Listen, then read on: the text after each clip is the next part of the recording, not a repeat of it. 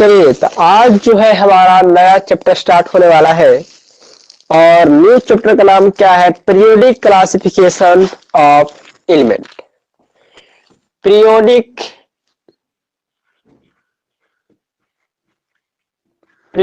Classification of elements. ठीक है, chapter का नाम क्या है? Periodic classification of element. Chapter number 5 है और आज का चैप्टर बहुत इंटरेस्टिंग टॉपिक्स है। ये जो चैप्टर है ना, आपको बहुत जल्दी समाप्त हो जाएगी, बहुत जल्दी खत्म हो जाएगी, क्योंकि इसमें बहुत से टॉपिक्स जो है आपको, है ना, सिंपल मेथड में समझाया जाएगा, जो आपको अच्छे तरह से समझ में आते भी जाएगा। ठीक है, तो चलिए स्टार्ट करते हैं पीरियोडिक क्लासिफिकेशन ऑफ एलिमेंट। सबसे पहले ध्यान देंगे, आप बहुत पहले से जानते हैं कि हमारे पास बहुत से कंपाउंड मौजूद है, बहुत से आपको एलिमेंट भी मौजूद है। एलिमेंट में कितने मौजूद है? आज तक आपको 100 टोटल एलिमेंट्स, आज तक आपके पास टोटल एलिमेंट्स 118 मौजूद हैं। ठीक है, अभी तक आपके पास 118 एलिमेंट मौजूद है, जिसमें आपको ये पढ़ना है, जिसमें 92 एलिमेंट्स जो है, 92 एलिमेंट्स जो है मेटल है। क्या है? मेटल है। ध्यान देंगे, 92 को एलिमेंट क्या है? मेटल है। और आपको साथ में साथ ये भी ध्यान देना है कि इसमें बुक में आपको दिखा रहा है कि 114 ही एलिमेंट है, कोई बात नहीं, 118 एलिमेंट आपको सर्च हो चुके हैं। तो इसमें आपको क्या करना है? कुछ मेटल्स है, कुछ नॉन मेटल्स है। मेटलॉइड्स आपको 7 गो है ना, कुछ नॉन मेटल्स है, तो इसमें और कुछ लिक्विड भी है। तो कई तरह के एलिमेंट आपको पाते हैं। एलिमेंट कोई मेटल है, कोई नॉन मेटल है, कोई लिक्विड फॉर्म में है, कोई गैसियस फॉर्म में है। इससे कोई ज्यादा खास रिलेशन नहीं है। आपको बस ये ध्यान देना है कि 118 एलिमेंटों का हम स्टडी करते हैं। किसमें? Classification of element. इसका मतलब है कि आपके पास 118 एलिमेंट है और 118 एलिमेंट का प्रॉपर्टी आपको जानना हो, प्रॉपर्टी जानना हो, केमिकल प्रॉपर्टी जानना हो, फिजिकल प्रॉपर्टी जानना हो, तो आप एक बार तो नहीं जान सकते, आप कंफ्यूज हो जाएंगे। ठीक है, तो इसलिए हमारे साइंटिस्टों ने क्या किया? एक मेथड अपनाया क्लासिफिकेशन ऑफ एलिमेंट्स। उसमें क्या किया गया कि सेम प्रॉपर्टी वाले, सेम गुण धर्म वाले एलिमेंटों को क्या किया? उन्होंने एक एक ग्रुप बनाकर एक एक ग्रुप में अलग अलग क्या किया? रख दिया।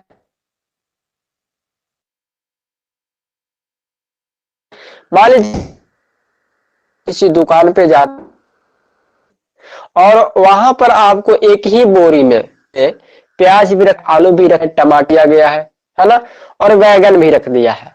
तो आप जाके कह रहे हैं कि सर आप हमको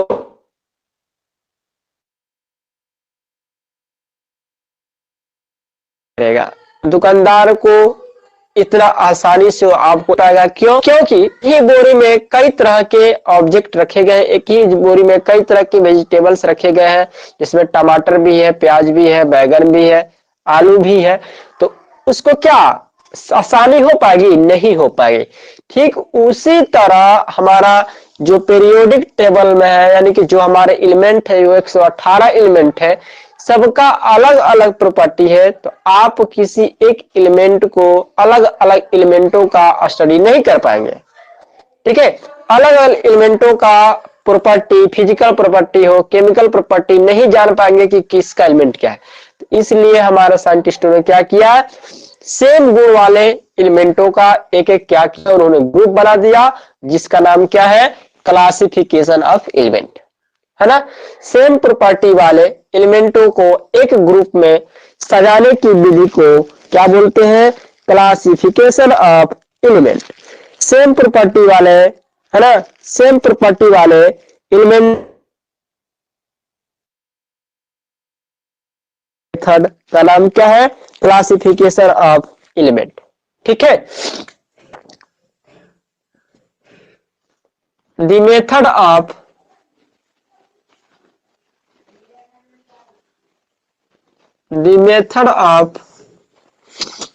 ठीक है, द मेथड ऑफ arranging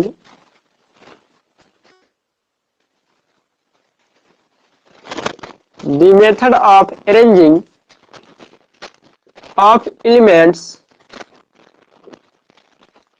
और भी एलिमेंट्स कैसे? Same type.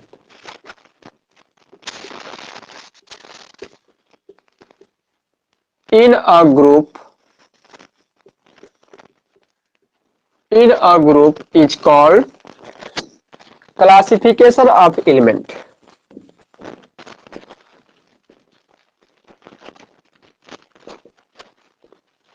Classification of elements, the method of arranging of elements same type in a is called classification of element।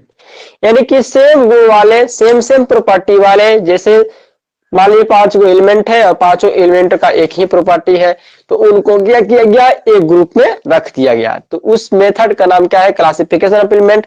और क्लासिफिकेशन ऑफ एलिमेंट्स का मतलब क्या हुआ कि अगर आप देखिए, जैसे आपके फैमिली में तो नहीं कह सकते, आपको किसी गांव में कह सकते हैं, आपके विलेज में कह सकते हैं कि एक ही जात के लोग हैं, तो एक ग्रुप बना दिया गया, एक सीरीज बना दिया गया, क्या कि इस ग्रुप के सभी लोग इस कास्ट के हैं, इस ग्रुप के सभी लोग इस कास्ट के हैं, तो उसको क्या समझने में समझने में क्या किसी को दिक्कत नहीं होगी, है ना।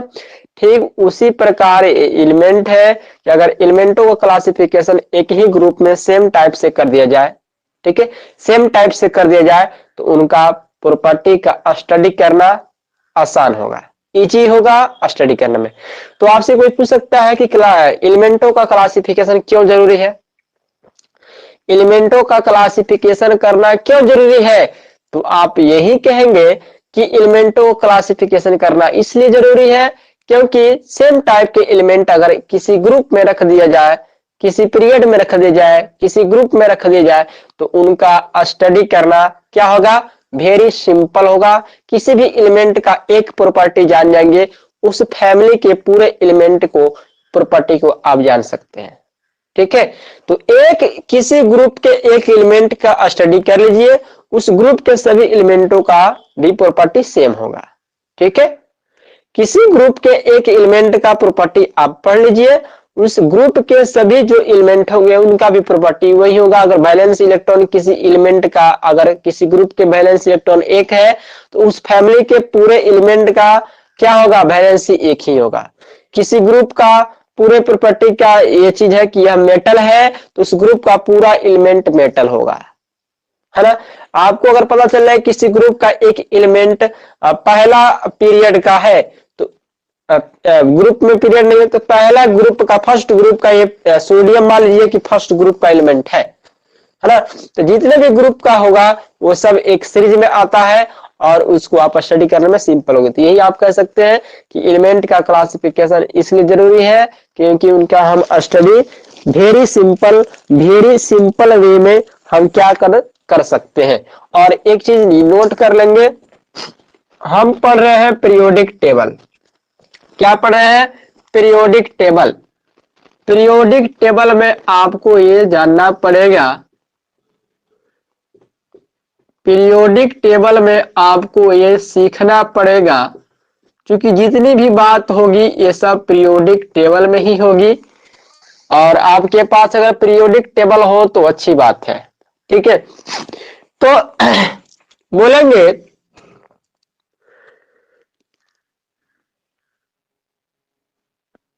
इन a periodic table, in a periodic table horizontal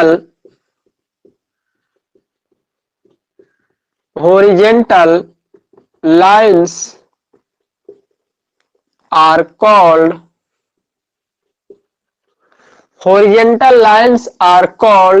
क्या? पीरियड। ठीक है, किसी पीरियोडिक टेबल में जो हॉरिजेंटल लाइन होता है जो ऐसे होता है, हॉरिजेंटल, हॉरिजेंटल यानी कि अर्थ के समांतर, अगर हम ऐसा लाइन खींचे हॉरिजेंटल, ऐसे लाइन हॉरिजेंटल, तो उसको हम क्या बोलते हैं, पीरियड बोलते हैं। तो पीरियोडिक टेबल में जो एलिमेंट ऐसे लाइन में होंगे उनको हम क्या कहते हैं, पीरियड कहते हैं। ये ज्यादा समझ में कब आएगा, जब आपके पास पीरियोडिक टेबल रखा हो। ठीक है, दूसरा आप समझेंगे, in a periodic table, in a periodic table vertical, vertical column, vertical columns are called group. ठीक है, पीरियोडिक टेबल में जो वर्टिकल कॉलम होते हैं उनको हम क्या कहते हैं, ग्रुप कहते हैं। पीरियोडिक टेबल में, अरे बच्चों आपने बोला कहने की बोर्ड जो है उल्टा है?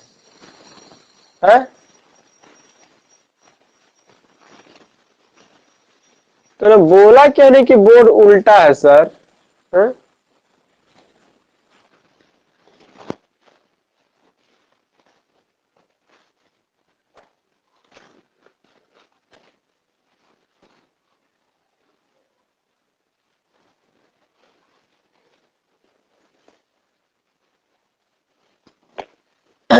कैमरा उल्टा है क्या जी? कैमरा उल्टा क्यों दिखा रहा है मेरा?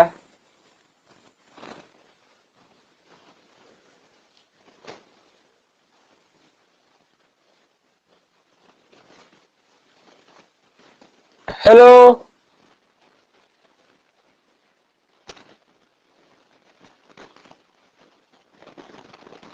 हाँ राजन कुमार, कैमरा बोर्ड उल्टा दिखा रहा है क्या? राजन कुमार बोर्ड उल्टा दिख रहा है क्या? लेटर क्लियर आ रहा है? बोर्ड क्लियर दिख रहा है?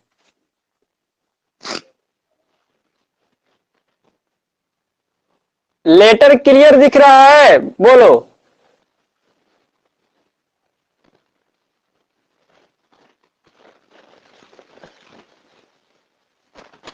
मेरा मोबाइल रोटेट में दिखा रहा है, पता ना क्यों।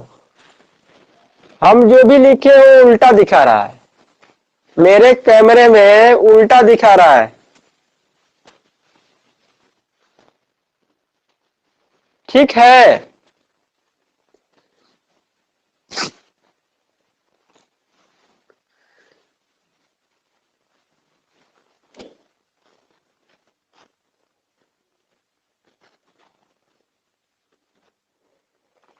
पल्लवी हम लोग को सीधा दिख रहा है, सीधा दिख रहा है।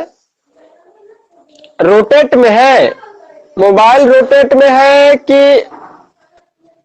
कैसे है? मोबाइल रोटेट में क्या है? क्लियर दिख रहा है?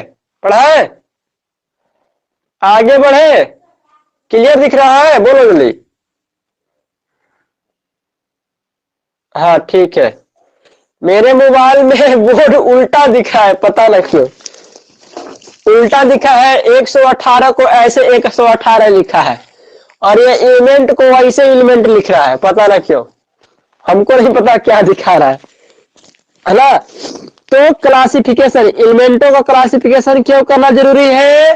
तो एलिमेंटों का क्लासिफिकेशन करना इसलिए जरूरी है कि उनके प्रॉपर्टी का, फिजिकल प्रॉपर्टी का, केमिकल प्रॉपर्टी का अगर स्टडी करना है तो वेरी सिंपल होता है, इजी होता है, हमको उसको समझने में आसानी होती है। ठीक है, अब इसी तरह के प्रॉपर्टी को समझने में बहुत से साइंटिस्टों ने अलग अलग अपना रूल बनाया, अलग अलग मेथड दिया, है ना। तो हम एक एक करके मेथड को पढ़ेंगे कि कौन कौन से मेथड है कि एलिमेंटों को स्टडी अच्छी तरह से किया जा सके। तो क्या क्या मेथड बताया साइंटिस्ट ने अलग अलग। तो सबसे पहला हम जो मेथड्स पढ़ेंगे वो है आपको डे ब्राइडर ट्रियड्स रूल। ठीक है, डे ब्राइडर ट्रियड्स रूल। तो पहला मेथड क्या है, डे ब्राइडर ट्रियड्स रूल। जो पहले साइंटिस्ट ने आपको दिया है। और एक चीज और नोट कर लेंगे, 1800 ईस्वी तक, ठीक है, सन 1800, सन 1800 ईस्वी तक सिर्फ 30 तत्वों का ही खोज हुआ था। कितने तत्वों का? सिर्फ 30 तत्वों का ही खोज हुआ था 1800 ईस्वी तक, ठीक है। 1800 ईस्वी तक सिर्फ 300 एलिमेंट का ही खोज हुआ था। एक चीज याद रखे रहेंगे। हाँ, तो चलिए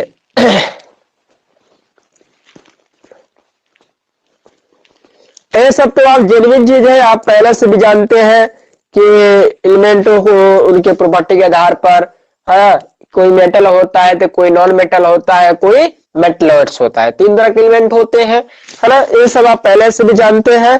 और जो अभी हम बताएंगे, यानी कि मॉडर्न पीरियड टेबल को छोड़कर, मॉडर्न पीरियोडिक टेबल छोड़कर जो हमारा पीरियोडिक टेबल बनकर रखा है, जो सेलिंग होता है दुकानों पर, वो मॉडर्न पीरियोडिक टेबल है।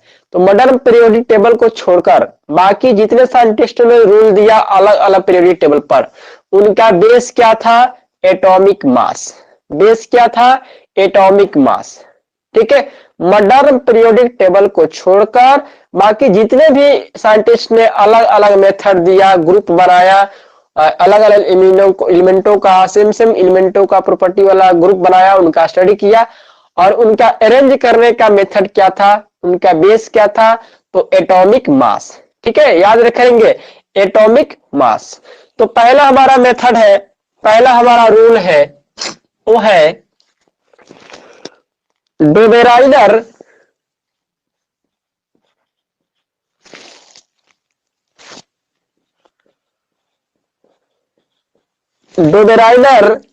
ट्रियड्स रूल। डोबेराइडर ट्रियड्स रूल देखिए क्या कहता है। डोबेराइडर ट्रियड्स रूल क्या कहता है? डोबेराइडर तो आपको साइंटिस्ट का नाम है, और ट्रियड्स का मतलब होता है त्रिक, और त्रिक का मतलब होता है थ्री, ठीक है। डोबेराइडर का मतलब क्या होता है? साइंटिस्ट के नेम है। ये आपको कौन साइंटिस्ट है? तो ये आपको जरा केमिस्ट है। इनका पूरा नाम है जोहान्स वुल्फगांग डोबेराइडर। इनका पूरा नाम क्या है? जोहान्ग वुल्फगांग डोबेराइडर, है ना। आपसे पूछ सकता है कोई कि डोबेराइडर का पूरा नाम बताइए, तो जोहान्ग वुल्फगांग डोबेराइडर। और डोबेराइडर जो है जर्मन केमिस्ट है, जर्मनी के रसायनज्ञ है। इन्होंने क्या किया? अपने रूल में 3-3 एलिमेंटों का लिया। ट्रियड्स का मतलब क्या होता है? ट्रियड्स का मतलब होता है त्रिक, और त्रिक का मतलब होता है 3।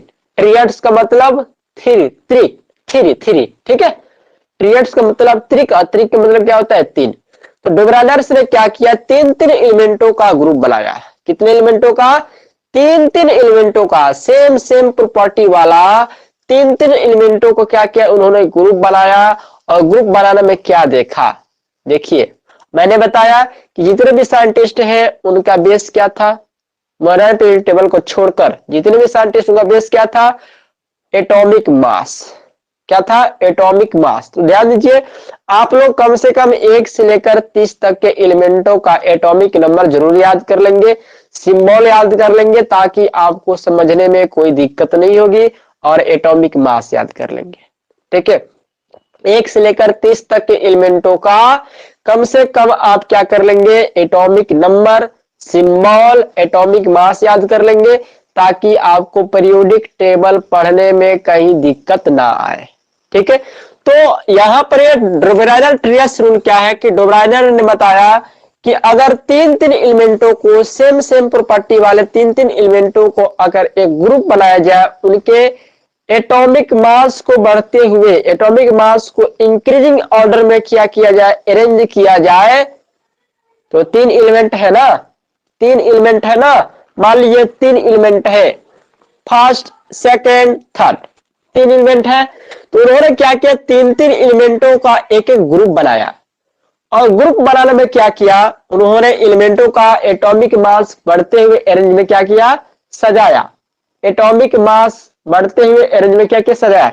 जैसे उन्होंने सजाया 3 एलिमेंटों को, तो फर्स्ट सेकेंड थर्ड। तो उनका कहना है कि थर्ड वाले एलिमेंट का जो एटॉमिक मास है, ठीक है, थर्ड वाले एलिमेंट का जो एटॉमिक मास है फर्स्ट और sorry sorry sorry first second third, second वाले एलिमेंट का जो एटॉमिक मास है फर्स्ट और थर्ड वाले एलिमेंट के एटॉमिक मास का क्या होता है, एवरेज होता है।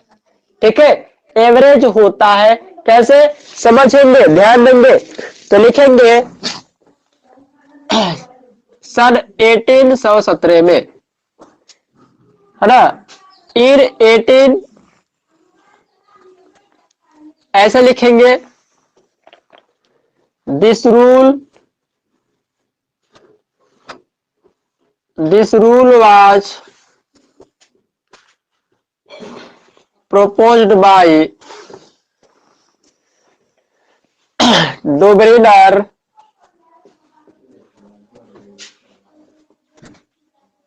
this rule was proposed by Dobrinar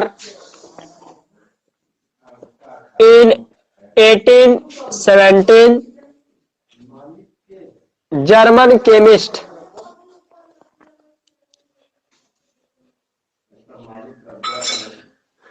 direct लिखिए, छोड़िए, इसको हटाइए, है ना। इन 1817 1817 ईस्वी में इस रूल को डोबेराइनर ने दिया। और आपसे कोई पूछ सकता है कि किसने दिया, तो जर्मन केमिस्ट, ठीक है, जर्मन केमिस्ट ने दिया। और according to this law, according to this rule, according to this rule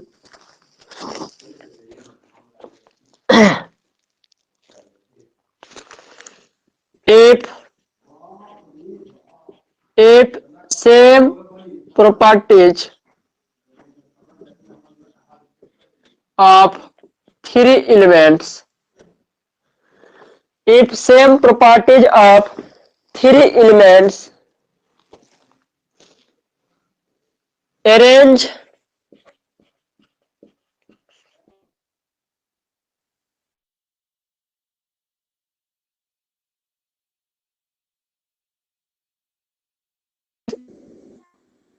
increasing order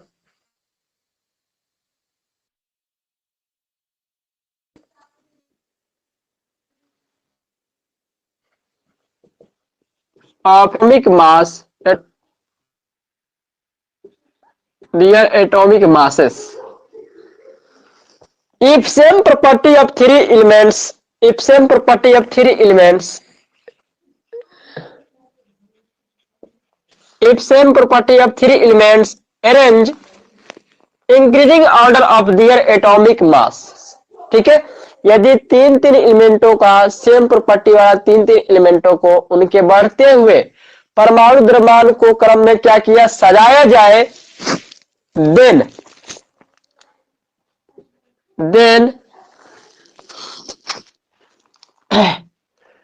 intermediate then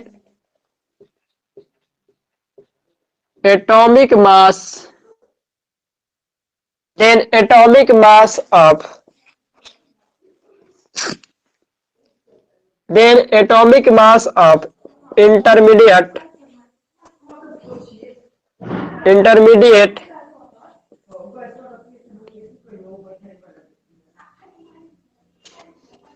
then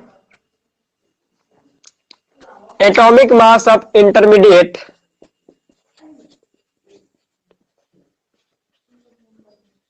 atomic mass of intermediate element is the average atomic mass of first and third element, first and third element। ठीक है, इसको थोड़ा ध्यान से समझेंगे, क्योंकि ये properties है, इसको थोड़ा ध्यान पड़ेंगे कि if same properties of three elements arrange increasing order of their atomic masses, then atomic mass of intermediate element is the average atomic mass of first and third element। यानी कह रहा है कि तीन तीन एलिमेंटों को हमने क्या किया, उनके बढ़ते हुए एटॉमिक मास को ऑर्डर में क्या किया, इंक्रीजिंग ऑर्डर में क्या किया, सजाया। तो उन्होंने पाया कि जब तीन तीन एलिमेंटों का सेम सेम प्रॉपर्टी वाला एलिमेंट को हम इंक्रीजिंग ऑर्डर में क्या करते हैं, अरेंज करते हैं, तो बीच वाले एलिमेंट का जो एटॉमिक मास है, फर्स्ट सेकेंड थर्ड है ना, तो ये बीच वाला इंटरमीडिएट हो गया।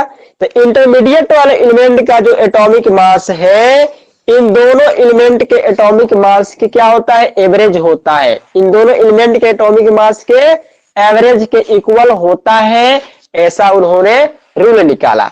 तो उन्होंने क्या किया, फर्स्ट ग्रुप में क्या रखा, जैसे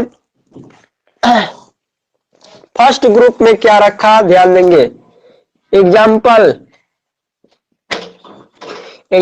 देंगे तो समझ में आ जाएगा। एग्जाम्पल नंबर फर्स्ट, पहले ग्रुप में उन्होंने माना कि लिथियम है, सोडियम है और पोटेशियम है। पहला ट्रियड्स में है, उनका तीन एलिमेंट है। पहला ट्रियड्स में लिथियम है, सोडियम है और क्या है, पोटेशियम है। पहला ट्रियड्स में लिथियम मेटल है, सोडियम मेटल है, पोटेशियम मेटल है। तीनों एलिमेंट का प्रॉपर्टी सेम होना चाहिए, ये ना। लिथियम मेटल है, पोटेशियम सोडियम मेटल है, पोटेशियम मेटल है। लिथियम के आउटर मोस्ट ऑर्बिट में एक इलेक्ट्रॉन होता है, पोटेशियम में भी एक इलेक्ट्रॉन होता है। क्लियर है ना। जो प्रॉपर्टी लिथियम का है वही प्रॉपर्टी सोडियम के पास है, वही प्रॉपर्टी पोटेशियम के पास है। तभी तो कहेंगे सेम ई टाइप का, तभी तो कहेंगे सेम प्रॉपर्टी वाला एलिमेंट। तो सेम प्रॉपर्टी वाला कह रहा है, ये नियम कह रहा है कि सोडियम का एटॉमिक मास अगर आप निकालते हैं, सोडियम का एटॉमिक मास अगर आप निकालते हैं, ठीक है, तो लिथियम और पोटेशियम के एटॉमिक मास के सम का क्या होता है, इक्वल होता है। तो लिथियम का एटॉमिक मास कितना होता है, लिथियम का होता है और पोटेशियम का होता है 39। अब सोडियम का है तो 7 + 39/2, एवरेज पढ़ा है ना, एवरेज, मैथ का एवरेज। तो 7 + 39/2 हो जाएगा 9 7 16 46, 46/2 हो जाता है 23। यानी कि सोडियम का एटॉमिक मास कितना हो जाएगा, 23 हो जाएगा। कितना हो जाएगा, 23 हो जाएगा। ये पहला ट्रियड्स है, डुबरिनर का पहला ट्रियड्स है।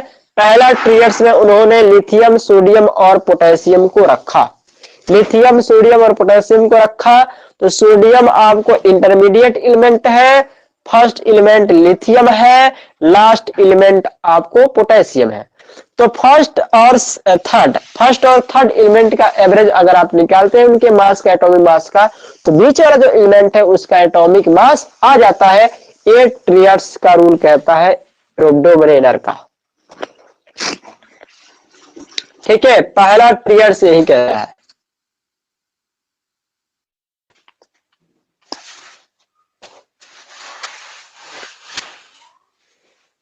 कोई बात नहीं, 5 मिनट है तो क्या हो जाएगा। ठीक है, पहला रूल हो गया। चलिए दूसरा एग्जाम्पल देखेंगे।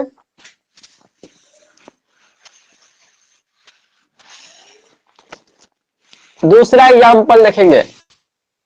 एग्जाम्पल उन्होंने दिया, दूसरा ट्रियड्स में दिया कैल्शियम, स्ट्रोंशियम, बेरियम। कैल्शियम,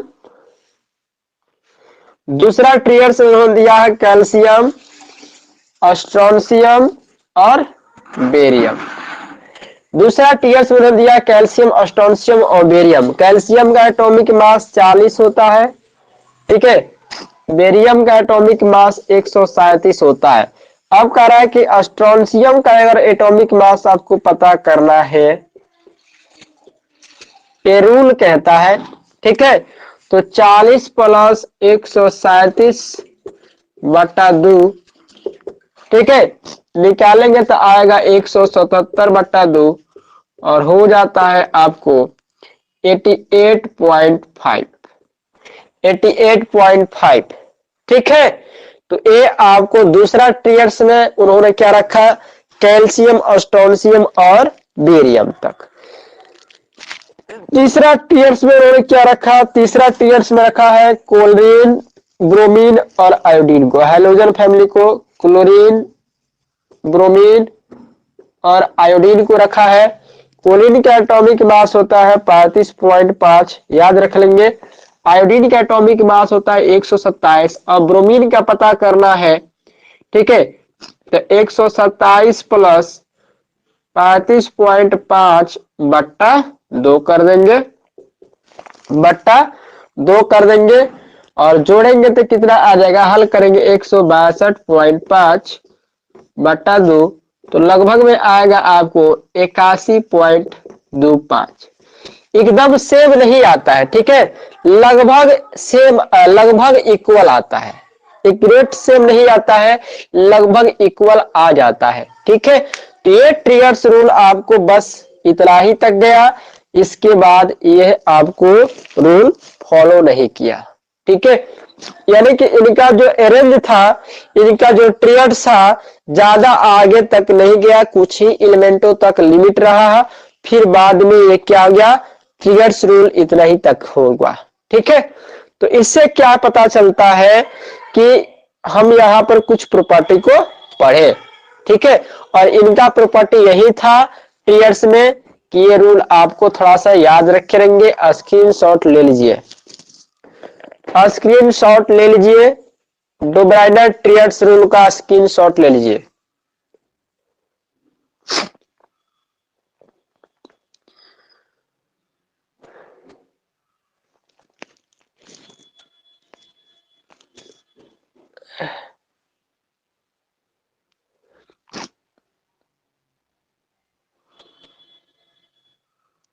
हाँ, स्क्रीनशॉट लीजिए, कॉपी पेन लेके बैठा है तो कॉपी पेन पर नोट कर लीजिए।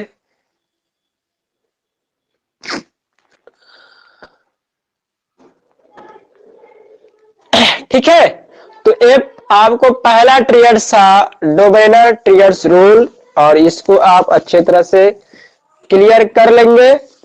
इसको हम कर देते हैं इरेज।